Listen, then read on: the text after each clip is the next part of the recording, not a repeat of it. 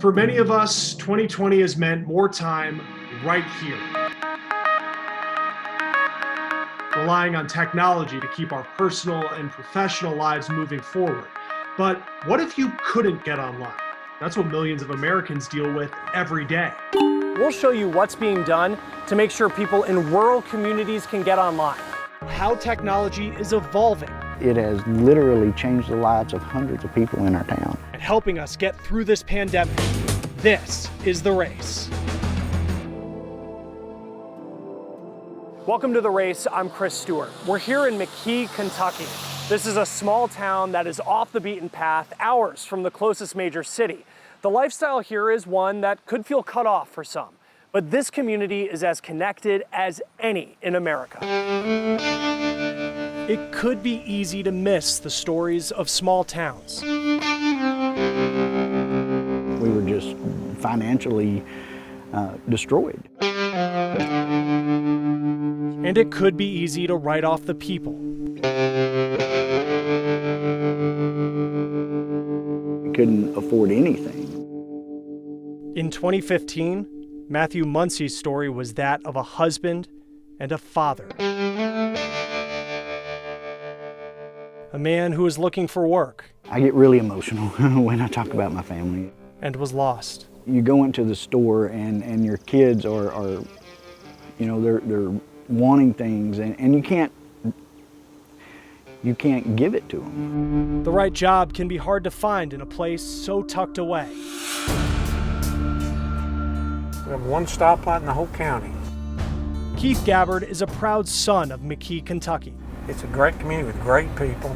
I love it here. He's the head of People's Rural Telephone Cooperative. If you just drive through this town, you might miss what he's done. What's helping people like Matthew. Fiber optic internet. And when you say fiber, some people are like, well, are you talking about cereal? What are you talking about? We're really talking about this. Fine glass, the size of a human hair, that you send light through. In 2014, this rural area went from having barely any connection to now having some of the fastest internet in the country. Think about the speed of light, how fast that is. Our internet here is as good as New York City.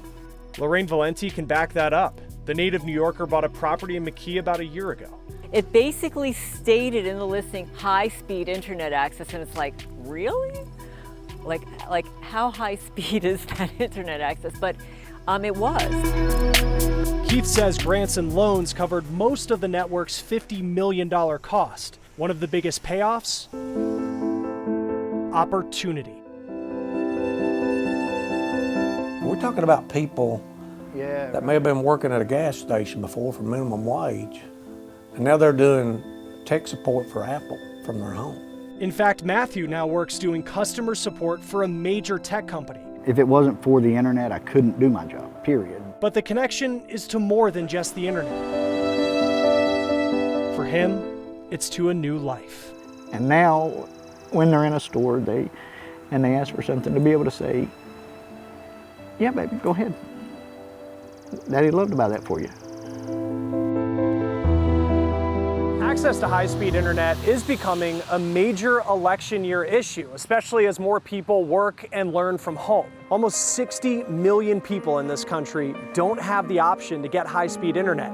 And a new report found about 1 million school-age kids live in counties with low access. Now, there is progress being made, especially in rural areas. The USDA invested $86 million into rural broadband projects in 8 states earlier this year. And in mid-July, the FCC approved new rules to improve mapping programs that track rural connectivity.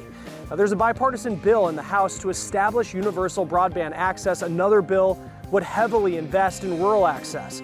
And while access is one issue, leaders are also looking at how to make services more affordable.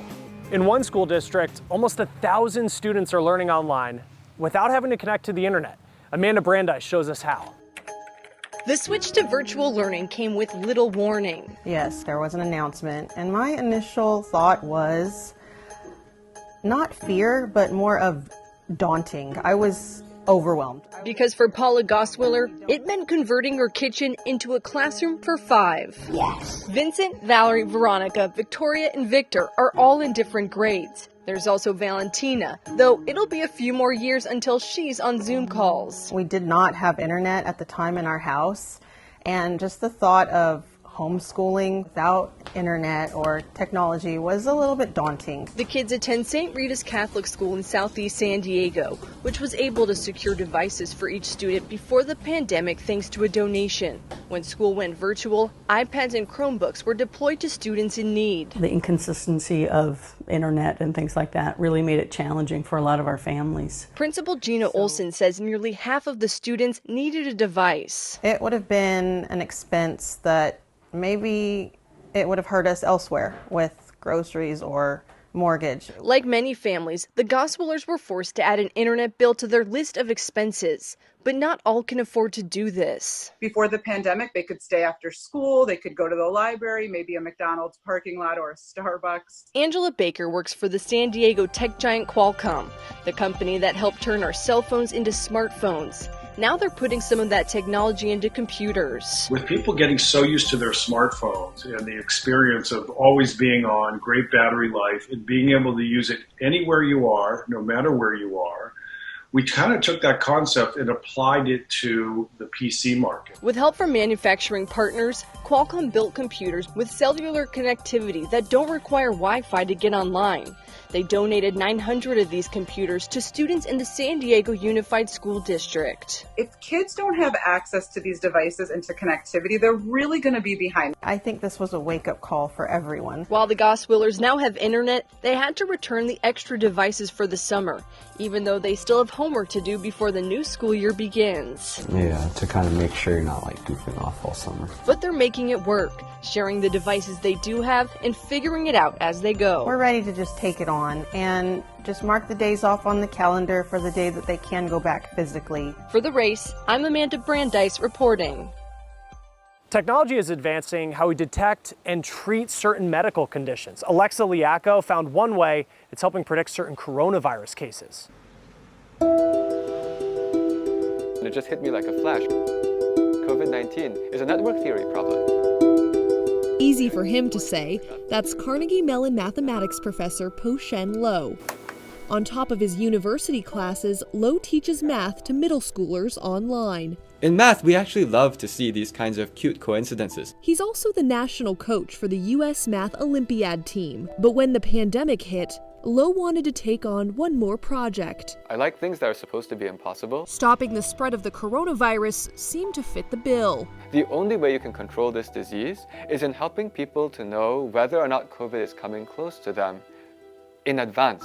So Lo built a unique contact tracing app called Novid. We turn contact tracing on its head so that you can protect yourselves from others. This is in contrast from most other contact tracing apps that are designed to protect others from you. The app shows you positive cases in degrees of separation. So a positive case in the first degree would be someone you live with. The second degree would be your coworker or a friend. The third degree would be that person's spouse or child. Each degree of separation, a possible pathway for you to come in contact with COVID-19. Sort of like a hurricane satellite, shows you a hurricane coming. In addition to showing you cases as they pop up around you, the app can track the distance between phones down to the inch using Bluetooth technology and ultrasound waves. We don't know of any other contact tracing app in the entire world which will tell you, here's how far away we think the other device was. And you can actually watch it work. Okay, it says 6 feet 5 inches, 20 feet 8 inches. It said heard a device but could not measure the distance. That's exactly right. So when it says that, that means it's too far away. While the app collects data, you stay completely anonymous. When you use the app, you never tell it your phone number, you never tell it your email. Those who are positive can self-report their case in the app, and Lo is working with cities and counties to integrate Novid into health departments. And if this thing actually caught on, what you'd see is that whenever COVID starts to rise up, you'd see everyone just start to take caution. So this app does require community buy-in. Why should people download it? Right now, we only respond when the intensive care units are full, and now it's too late and then people die on the sidewalk. But what we wish would happen is that people could see it coming, and everyone starts to be careful at the right time. With more traction, that's how we can save more lives. And bring back life as we knew it. What we're trying to do here is to give everybody headlights to drive in the dark. For The Race, I'm Alexa Liacco. More to come, stick with us.